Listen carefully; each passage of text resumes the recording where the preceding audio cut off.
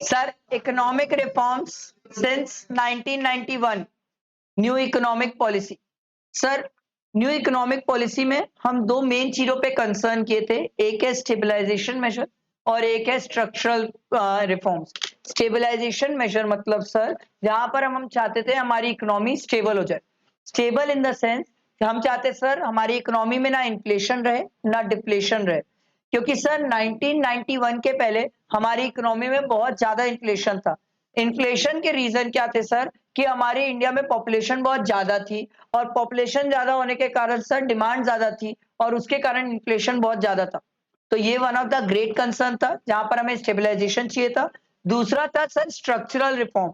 Sir हमें ये समझ आ गया था कि सिर्फ गवर्नमेंट के बेसिस में इकोनॉमी नहीं चल पाएगी, तो कहीं ना कहीं हमें सर स्ट्रक्चरल रिफॉर्म्स चाहिए थे जहां पर हम चाहते थे कि प्राइवेट सेक्टर भी मार्केट में आए और जिसके कारण एम्प्लॉयमेंट बढ़े, इंफ्रास्ट्रक्चर ग्रो करे और हमारी इकोनॉमी ग्रो करने लगे।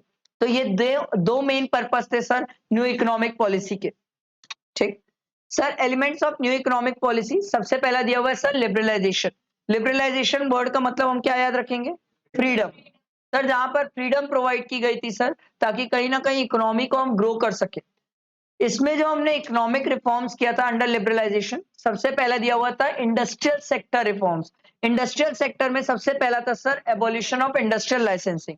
गवर्नमेंट ने लाइसेंसिंग का सिस्टम खत्म किया था, बट गवर्नमेंट ने बोला था सर कुछ ऐसी चीजें हैं जिन पे लाइसेंसिंग की रिक्वायरमेंट अभी भी रहेगी सर, जैसे केमिकल फर्टिलाइजर्स या फिर सर ये बॉम्ब वगैरह बनाने के लिए डिफेंस इक्विपमेंट, लीकर वगैरह, सिगरेट वगैरह, इन सब के लिए लाइसेंस की रिक्वायरमेंट रहेगी। अगला है contraction of public sector. Sir 1991 के पहले 17 ऐसी इंडस्ट्रीज थी जो सिर्फ गवर्नमेंट डाल सकती थी, उसको सर 8 तक लेके आया और 8 से रिड्यूस करके 3 ऐसी इंडस्ट्री अभी, एटॉमिक, डिफेंस और रेलवे। इसके बाद है sir D reservation of production areas. Sir पहले क्या किया था गवर्नमेंट ने 1991 के पहले, कुछ ऐसे सेक्टर्स थे या कुछ ऐसे प्रोडक्शन एरियाज थे जहां पर गवर्नमेंट ने बोला था ये इंडस्ट्री सिर्फ स्मॉल स्केल वाले डाल पाएंगे, कॉटेज इंडस्ट्री हो सकती है। बाद में गवर्नमेंट ने ये एरियाज को डी रिजर्व किया। गवर्नमेंट ने बोला ये इंडस्ट्री कोई भी डाल सकता है, चाहे बड़ा पर्सन चाहे या छोटा पर्सन, कोई भी ये इंडस्ट्री डाल सकता है।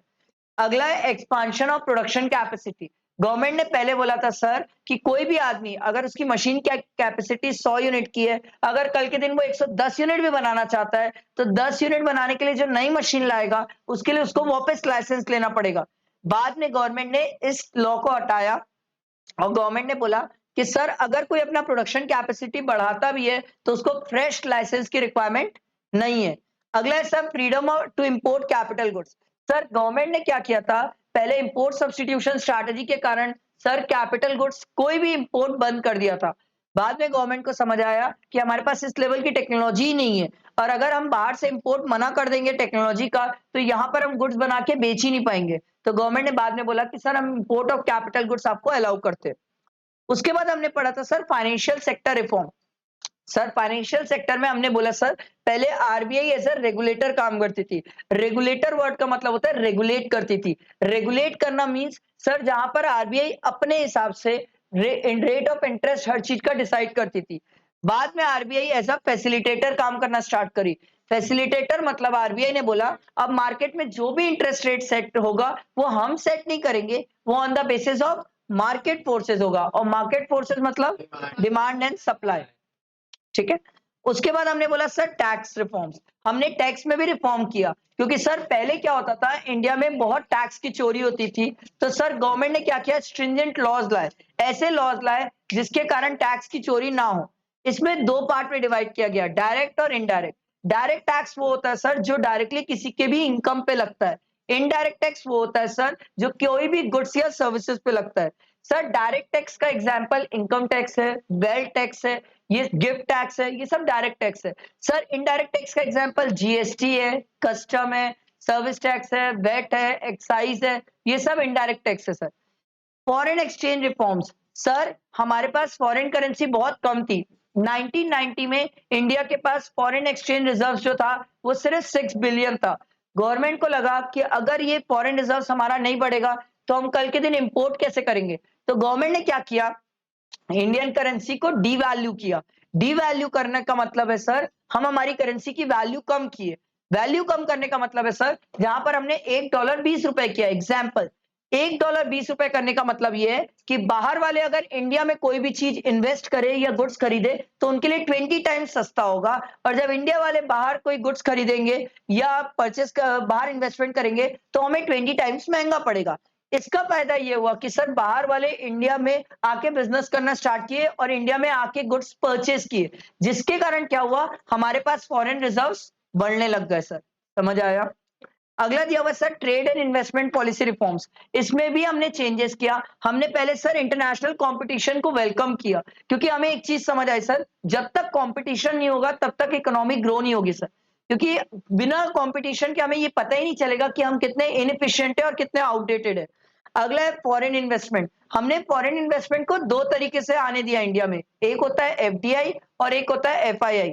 सर एफडीआई वो होता है जहां पर हमने बोला सर बाहर वाले लोग इंडिया में आके बिजनेस कर सकते हैं, that is called FDI.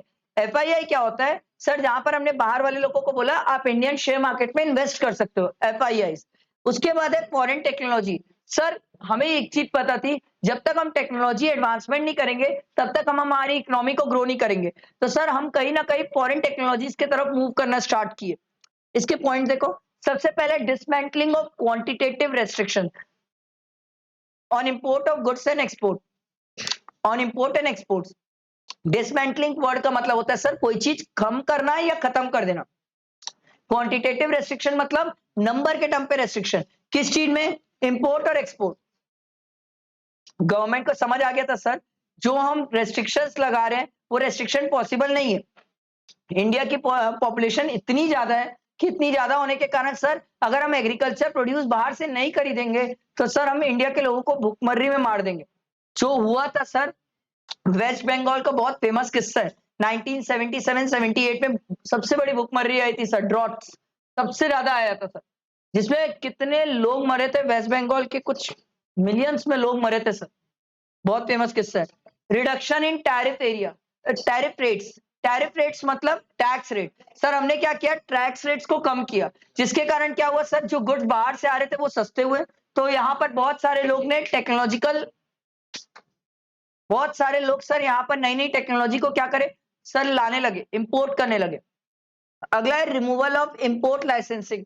Sir जो इंपोर्ट पहले क्या होता था, हर चीज के लिए लाइसेंस लगता था, फिर गवर्नमेंट ने क्या किया, कुछ चीजों पे रिलैक्स किया, जहां पर गवर्नमेंट को लगा कुछ चीजों पे सर लाइसेंस की रिक्वायरमेंट नहीं होना चाहिए। Example tiles.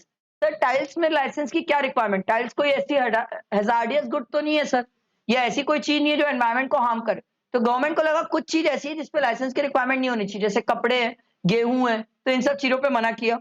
Removal of export duty, government ने एक्सपोर्ट ड्यूटी खत्म कर दी। क्यों?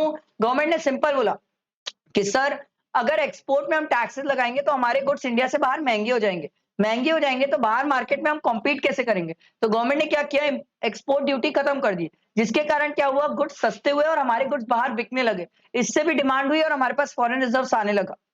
अगला है प्राइवेटाइजेशन। प्राइवेटाइजेशन क्या होता है सर, जहां पर दो तरीके से हम प्राइवेटाइजेशन में जा सकते हैं, या तो हम आउटराइट सेल कर दे सर, पूरा का पूरा ही बेच दे अपने आप को, जैसे एयर इंडिया, गवर्नमेंट ने पूरा का पूरा एयर इंडिया बेच दिया। दूसरा है सर, गवर्नमेंट पूरा नहीं बेचती अपने आप को, कुछ परसेंट शेयर्स विड्रॉ करवा लेती है, मतलब कुछ परसेंट शेयर किसी और को ट्रांसफर कर सकती है, जिसका एग्जांपल याद है अपन रेलवे लिए थे, ओएनजीसी, बहुत सारे एग्जांपल है जहां पर गवर्नमेंट ने कुछ परसेंट अपने शेयर प्राइवेट वालों को दे दिए।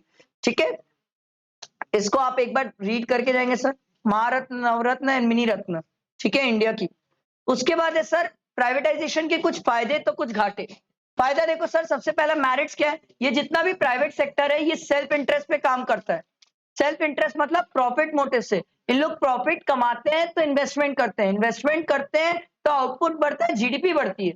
दूसरी बात सर, ये लोग कंज्यूमर को बहुत फ्रीडम प्रोवाइड करते हैं, कंज्यूमर की सोवरेनिटी बहुत ज्यादा होती है, इन लोग पैसे कमाते हैं इसीलिए सर इन लोग डाइवर्सिफाई करते हैं अपने आप को। टाटा, रिलायंस, आप किसी का भी एग्जांपल ले सकते हो, इन लोग बहुत डाइवर्सिफाई करते हैं अपने आप को। सर प्राइवेट सेक्टर हमेशा कॉम्पीट करेगा सर, इनकी खास बात ये है सर, ये हमेशा कॉम्पीट करते हैं और अपने आप को टेक्नोलॉजिकली एडवांस करते रहते हैं, बट सर इनके डीमेरिट्स भी है, ये sir social welfare, social justice, ये सब कभी नहीं सोचते सर। और प्लस सर ये बोला जाता है कि ये जो चीज बना रहे हैं वो सर किस बेसिस के लिए बना रहे हैं? मार्केट फोर्सेस में, मतलब जिसकी डिमांड है वो बना रहे हैं। बट ऐसा नहीं होता है सर, इन लोग वो गुड्स बनाते हैं जिसमें इनको प्रॉफिट ज्यादा होता है सर। ठीक है, अगला है ग्लोबलाइजेशन। ग्लोबलाइजेशन क्या होता है सर? जहां पर हम हमारी इकोनॉमी को वर्ल्ड की इकोनॉमी से क्या करते हैं? इंटीग्रेट करते हैं। सर आज तो पूरी इकोनॉमी, पूरे वर्ल्ड की इकोनॉमी एक दूसरे पे डिपेंडेंट है सर। अगर एक जगह वॉर भी हो रहा है तो भी हमें इंपैक्ट पड़ता है, हम भी लड़ेंगे तो दूसरे को इंपैक्ट पड़ेगा सर। ग्लोबलाइजेशन, सब एक दूसरे पे इंटरडिपेंडेंट है सर। देखो sir, policy strategy promoting globalisation. सबसे पहले सर क्या क्या स्ट्रैटेजीज हमने बनाई जिसके कारण ग्लोबलाइजेशन बहुत बढ़ गया? सबसे पहले रिडक्शन इन टैरिफ, हमने टैक्स रेट कम किए, दूसरी कंट्री के साथ जो ट्रेड करने के टैक्स रेट थे वो हम कम करें। इसके कारण क्या हुआ? उनके गुड्स हमारे यहाँ आए, हमारे गुड्स वहां गए, तो कंपटीशन बढ़ गया सर। अगला withdrawal of quantitative restriction, number के टर्म्स में जो हम रेस्ट्रिक्शंस थी उसको कम किए सर, रिमूव किए। अगला increase in equity limit of foreign investment, हमने बाहर वालों को बोला आप आओ इंडिया में, हम आपको 100% एफडीआई अलाउ करते हैं रिटेल सेक्टर में। इसीलिए तो वॉलमार्ट आके, बेस्ट प्राइस आके इंडिया में काम कर रहा है सर। अगला है पार्शियल कन्वर्टिबिलिटी। सर हमने बोला हमारे पास जो फॉरेन रिजर्व है अभी बहुत कम है, कम होने के कारण गवर्नमेंट ने बोला हम आपको 3 पर्पज से फॉरेन रिजर्व यूज करने देंगे। पहला है import and export of goods and services. दूसरा है अगर आपको किसी को बाहर इंटरेस्ट या डिविडेंड पे करना है, मतलब अगर वो आपकी कंपनी का डिवेंचर खरीद के रखा है तो आपको उसको इंटरेस्ट पे करना पड़ेगा, आपकी कंपनी का शेयर खरीद के रखा है तो आप उसको डिविडेंड दोगे, तो इसके लिए आप फॉरेन करेंसी का यूज कर सकते हो। और तीसरा है सर रेमिटेंस, आपकी फैमिली अगर बाहर रहती है तो उनको पे करने के लिए आप ये फॉरेन करेंसी यूज कर सकते हो, फॉरेन रिजर्व यूज कर सकते हो।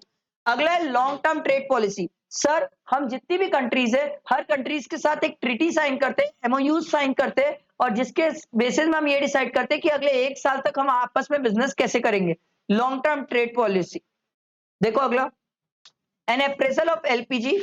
ठीक है, performance of the Indian economy during reforms, क्या रिफॉर्म्स के टाइम पे हमारी इकोनॉमी कैसे इंपैक्ट, मतलब गुड इंपैक्ट और बैड इंपैक्ट। ये जो एलपीजी पॉलिसी था उसका कुछ गुड इंपैक्ट है और बैड है। देखो गुड इंपैक्ट क्या हुआ? Stimulant to industrial production. Stimulant word का मतलब क्या था? ठीक है, स्टिमुलेंट, बूस्ट मिला हमारी इकोनॉमी को। सर एलपीजी पॉलिसी आने के कारण क्या हुआ? बहुत इंडस्ट्रीज ग्रो करी, नई नई प्राइवेट सेक्टर आया, बाहर की इंडस्ट्री यहाँ आई, तो हमारी इकोनॉमी जो थी ना स्टिमुलेंट टू इंडस्ट्रियल प्रोडक्शन थी। पहले हमारी इंडस्ट्रियल प्रोडक्शन सिर्फ प्राइवेट पब्लिक सेक्टर से आता था, अब हमारा जो इंडस्ट्रियल प्रोडक्शन है वो प्राइवेट सेक्टर से भी आने लगा। दूसरा है सर वाइब्रेंट इकोनॉमी। वाइब्रेंट इसलिए सर क्योंकि जब नई नई इंडस्ट्री डेवलप हुई तो इंडिया में सर जीडीपी बहुत इंक्रीज हो गई, बहुत स्पीड से बढ़ने लगी सर। अगला है flow of private foreign investment, बाहर वाले लोग आके इंडिया में बिजनेस चालू किए सर। बाटा देख लो, डोमिनोज देख लो, बाहर वाले लोग आके इंडिया में बिजनेस स्टार्ट किए। अगला है check on fiscal deficit. Sir कर्जा, जो हमारे पर कर्जा था वो कम हुआ। क्यों कम हुआ? सर क्योंकि हमारे पास फॉरेन इनफ्लोज ज्यादा हुए, तो हमारा जो फिस्कल डेफिसिट है वो कम हो गया सर। अगला है check on inflation. Sir India में पहले डिमांड बहुत ज्यादा थी, वो डिमांड पूरी हो नहीं पा रही थी, जब हमने ग्लोबलाइजेशन लिबरलाइजेशन किया तो बाहर वाले लोगों के गुड्स यहाँ आके बिकने लगे, उससे लोगों की डिमांड पूरी होने लगी, तो सर उससे इन्फ्लेशन कंट्रोल हो गया। Increase in foreign exchange reserve. Sir हमारे फॉरेन रिजर्व बहुत बड़े सर, जो कि पहले 6 बिलियन थे अभी 568 बिलियन हो गए हैं सर। अगला देखो sir, a shift from monopoly market to competitive market. पहले क्या होता था? पूरा पब्लिक सेक्टर की मोनोपोली होती थी, जब से हमने प्राइवेट सेक्टर को अलाउ किया सर मोनोपोली खत्म हुई और कंपटीशन बढ़ गया सर। BSNL, Airtel.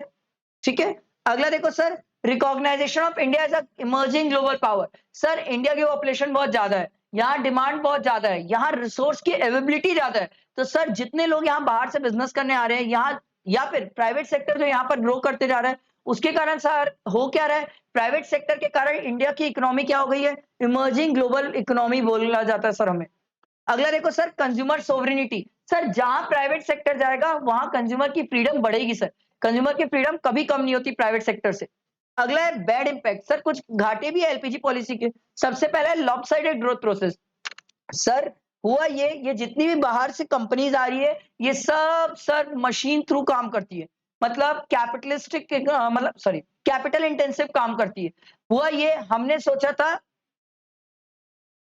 कि सर हम ग्लोबलाइजेशन कर रहे हैं, प्राइवेटाइजेशन हटा रहे हैं, और सॉरी प्राइवेटाइजेशन ला रहे हैं और लिबरलाइजेशन ला रहे हैं, तो होगा ये कि पूरा इंडिया डेवलप हो जाएगा, बट हुआ नहीं सर। कुछ एरियाज बहुत अच्छे डेवलप हो गए, कुछ डेवलप ही नहीं हो पाए। आप देख लो बैंगलोर बहुत अच्छा डेवलप हो गया, छत्तीसगढ़ तो वहीं पर है, एमपी वहीं पर है सर। Lopsided growth process.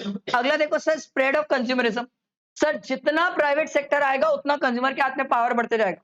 ये जितनी भी एमएनसीज है, मल्टीनेशनल कंपनीज है, ये सब कंज्यूमर ओरिएंटेड बिजनेस करती है। अगला फिस्कल पॉलिसीज। सर होता ये है, अब क्या हो गया है, इंडिया में ऐसा हो गया है, इतना प्राइवेट सेक्टर बढ़ चुका है कि गवर्नमेंट को अब अगर कोई डिसीजंस लेने भी होते हैं तो उन्हें प्राइवेट सेक्टर को ध्यान रख के डिसीजन लेना होता है। पहले ऐसा नहीं होता था, पहले गवर्नमेंट जैसा चाहे अपने हिसाब से डिसीजन ले लेती थी सर। अगला है अनएम्प्लॉयमेंट। सर इंडिया में अनएम्प्लॉयमेंट बढ़ रहा है क्योंकि जितनी एमएनसीज आ रही है ये टेक्नोलॉजी बेस्ड है। टेक्नोलॉजी बेस्ड होने के कारण क्या हो रहा है, जो छोटे लोग लेबर बेस्ड काम करते थे वो लोग मार्केट से साफ होते जा रहे हैं, जिसके कारण क्या हो रहा है, अनएम्प्लॉयमेंट बढ़ रहा है। अगला है neglect of agriculture. Sir agriculture sector दिन पे दिन कम होते जा रहा है। ऑब्वियस सी बात है सर, एग्रीकल्चर सेक्टर में इतना जीडीपी से कंट्रीब्यूशन भी नहीं हो रहा है, इतना ज्यादा पैसा भी नहीं है, एफर्ट्स ज्यादा है सर। तो लोग क्या हो रहा है, एग्रीकल्चर सेक्टर को फोकस ही नहीं कर रहे हैं, कहीं ना कहीं सर्विस सेक्टर और इंडस्ट्रियल सेक्टर में फोकस कर रहे हैं। देखो यहाँ पर फॉल इन इन्वेस्टमेंट है, withdrawal of subsidy. Subsidy withdraw होने के कारण क्या हो रहा है, एग्रीकल्चर प्रोड्यूस महंगा होता जा रहा है, जिसके कारण हमारे एग्रीकल्चर प्रोड्यूस कम बिक रहे हैं, बाहर वालों के ज्यादा बिक रहे हैं, जिसके कारण क्या हो रहा है, बाहर वालों की डिमांड ज्यादा है। तो सर यहाँ पर जो फार्मर्स है वो भी एग्रीकल्चर कम कर रहे हैं। Cut in import duty cut होने के कारण सर उनके गुड्स सस्ते हो जा रहे हैं। शिफ्ट इन क्रॉप पैटर्न, हम किस तरफ के क्रॉप पैटर्न में जा रहे हैं, कैश क्रॉप्स। अगला है डिसइन्वेस्टमेंट। ये one of the great concern है सर। हम क्या कर रहे हैं, प्राइवेटाइजेशन के चकल्लस में हम डिसइन्वेस्टमेंट करते जा रहे हैं। मतलब बहुत सारे पब्लिक सेक्टर है जिसको हम किसके हाथ में देते जा रहे हैं, प्राइवेट सेक्टर, या ऐसा कोई सेक्टर जिसको गवर्नमेंट कंट्रोल नहीं कर पा रही है उसको पूरा ही टोटली बंद कर रही है, डिसइन्वेस्टमेंट। अगला देखो sir, slow down in industrial growth. Sir हमने सोचा था इंडस्ट्रियल ग्रोथ बढ़ेगा बट उल्टा हुआ। रीजन ये था सर, क्योंकि बाहर की जब एमएनसीज इंडिया में आई तो उनके कॉस्ट ऑफ प्रोडक्शन इतने कम थे कि सर हम हमारी इंडस्ट्री को ग्रो ही नहीं कर पा रहे थे। हम इंडस्ट्री डाल भी रहे थे तो सर हम उनके कॉस्ट से फाइट नहीं कर पा रहे थे, जिसके कारण हमारा इंडस्ट्रियल प्रोडक्शन क्या हुआ, कम हुआ। Urban concentration of growth process. Sir ये जितनी भी बाहर की कंपनीज आती है या जो भी इंडस्ट्री डाल रहे प्राइवेट सेक्टर, ये ज्यादातर जो इंडस्ट्री डालते हैं वो अर्बन एरिया में डालते हैं, ये बैकवर्ड एरिया में नहीं डालते, और हम चाहते थे कि बैकवर्ड एरिया भी डेवलप हो। अगला है economic colonialism. Economic colonialism word का मतलब है सर, जहां पर ये प्राइवेट सेक्टर क्या कर रहे हैं, जितने भी एमएनसीज या प्राइवेट सेक्टर है इन लोग कॉलोनिज्म बना रहे हैं, एक कॉलोनी क्रिएट कर रहे हैं, जिससे होगा ये कि इसमें गवर्नमेंट का कंट्रोल या गवर्नमेंट की दखलंदाजी कम हो जाएगी। हम धीरे धीरे यूएस तरफ मूव चल रहे हैं सर, जहां पर यूएस में यही हुआ है, इकोनॉमिक कॉलोनिज्म चलता है सर। वहां पर क्या होता है, पूरी प्राइवेट ओरिएंटेड इकोनॉमी है, तो जैसा प्राइवेट सेक्टर चाहता है वैसा ही वहां पर गवर्नमेंट को करना पड़ता है और मानना पड़ता है। आया समझ? Thank you.